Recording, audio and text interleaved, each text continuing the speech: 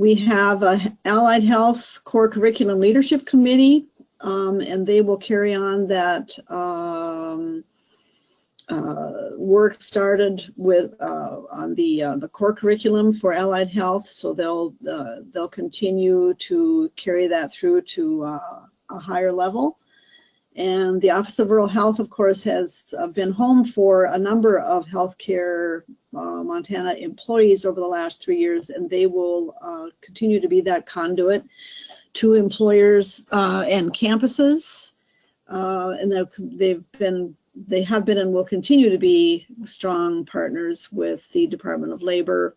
They have active advisory councils, and then they are also members of the coordinating council mentioned above.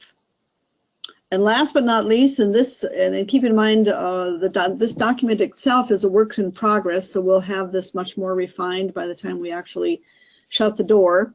But this will live on, of course, on the World Wide Web. We have the clinical database too that is a works in progress. This is a project to develop a student tracking database, excuse me, and it's presently being piloted. So once the pilot is complete, and there's some additional funds they're trying to get to extend the work on to create that, to establish that as a statewide program. So that's very, very quickly what I call it the Healthcare Montana legacy, is what we're leaving behind. Represents a ton of work by a lot of different people from all over the state, from lots of different types of healthcare organizations. So I think, Kay, is there anything you wanted to add, or do we want to have time for some questions? Yeah, well, we absolutely have a few more minutes for some questions. If anybody wants to just speak up, go right ahead. And like Carol pointed out, this document, it is a work in progress, and we will continue to work on it through the end of March. And then some of the infrastructures that we've put in place, the Core Curriculum Leadership Committee, the AHECs that already have a really strong infrastructure in Montana and have been hugely active participants in Healthcare Montana, and will continue to really help coordinate these communication efforts, which is, again, as I pointed out earlier, one of the things that we have found to be the most valuable was just to really begin to break down some of these silos that we all work in, not just only between employer and college, but also across the colleges too. And so this leadership committee that's been put in place has representatives from all of the 15 consortium colleges, and they will continue to be active for another year. And they will also provide input to that coordinating council. And so there will be mechanisms in place to continue the work even after the Healthcare Montana staff are no longer being paid by Healthcare Montana. A lot of the staff, as Dory pointed out, Dory will be continuing as the coach, and Montana Health Network is supporting that. So there are a variety of people that will be doing either some similar work, or they will be doing different work, but still actively participating in healthcare workforce development. So we really feel strongly about just keeping this legacy going and keeping the momentum going that we've created over the last 3 years. And so we're doing everything we can to, take advantage of what we already have and to put into place some new structures and go from there. So there is a question in the chat box. Are there any programs available for funding in regard to training instructors for CPI or MOAB in the state, specifically in eastern Montana? So Letitia, we're just getting ready to train some MOAB instructors here in February. We've got it all set up. We will have, I think, 9 people trained in MOAB, and also to do our fundamentals of behavioral health training. And so that we will have people around the state that are available to do that.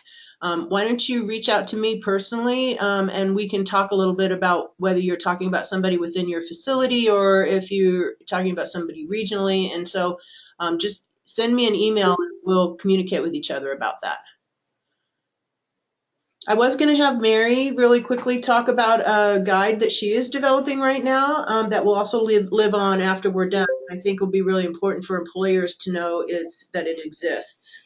So, hello everyone. So, just real quickly, with the new distance program, and for the colleges that are offering that, one of the difficulties that we were finding with this first cohort of students was retention.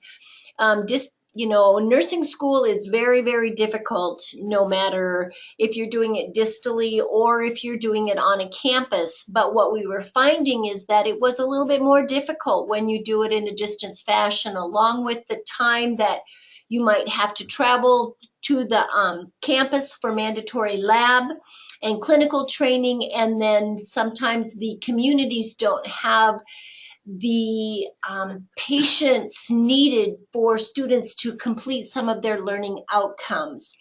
And so what we have created, or we are actually in the process of creating, is a manual for both students and employers to how to help as students how to be successful in nursing school, and as employers how to help your CNA, MA, or someone who's moving into a nursing program, how to help them be successful, and what are some of the key components to that?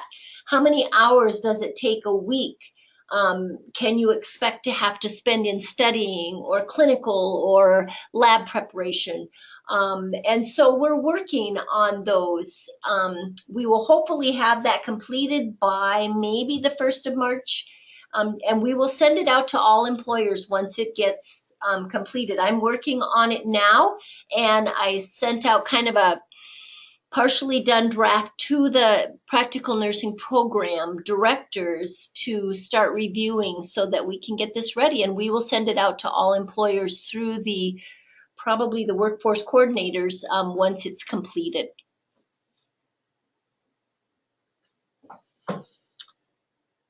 Okay, so any other questions? I'm not seeing any in the chat box. Again, please, if you didn't already, put your name in the chat box and the people that are in the room with you so that we have a list of people who have participated. And we will be providing you with a variety of documents. We can certainly, we will make sure that you have access to this document that Carol walked you through.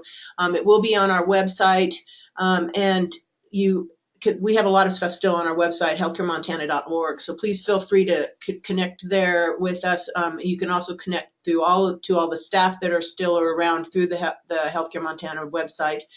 And we really appreciate your attention today, and really want to actually thank all of the employers around the state for so actively participating in Healthcare Montana's programs and helping us develop them and indicating to us what your needs are, and really, connecting with the colleges, and we just want to make sure that we keep that going as much as possible after we're gone. So any ideas or suggestions or thoughts about that, please feel free to reach out to me or to Carol or to your workforce coordinators. But anyway, we'd like to really keep things going. So again, thank you very much for all that you've done. We will be having we're working on having a stakeholders meeting, and we think it's going to be March 16th. And we're hoping that employers will come. It'll be face-to-face, and I think it's going to be in Bozeman. And would you mind indicating in the chat box if you or someone from your facility would be interested in actually attending a face-to-face meeting? We would like to have, kind of a final meeting where we really, celebrate what we've done, and also share the final thoughts about how to sustain these activities. And we really would like employers to come. So could you please indicate in your chat box if you might be able to, or someone from your facility able to attend a meeting that I think will be in Bozeman on March 16th. So we'd appreciate that feedback from you. I meant to ask that at the beginning and I forgot. So that is where we are at this point, I guess. Carol, do you have anything else? I don't. I think we've covered and are leaving just a ton of stuff, tools and programs and opportunities for folks to take advantage of. And I would encourage those people to stay in touch with through their AHECs and the coordinating council keep moving the healthcare workforce issues forward. Okay, so I'm going to leave the chat box open for a while so that you can continue to communicate with us about the March 16th meeting, or put any last minute questions in there that we could address at some point in time. We will make sure that you get access to all of these resources that we have developed. And so again, thank you very much for your participation, and we made it through the technical difficulties, okay? And we're getting better and better at GoToMeeting. So thanks so much, everybody, for participating, and we will be in touch. We are not gone yet, and we'll still be communicating with you at a pretty intense level, probably through the end of March.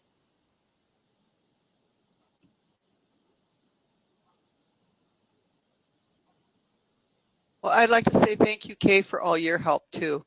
Oh, yeah. Oh, thanks, Dory. You're awesome. Yeah. All right, everybody. I'm going to go ahead and leave the meeting open for a little while, but feel free to log off unless you have something you'd like to put in the chat box. Thank you all. Bye. Bye-bye.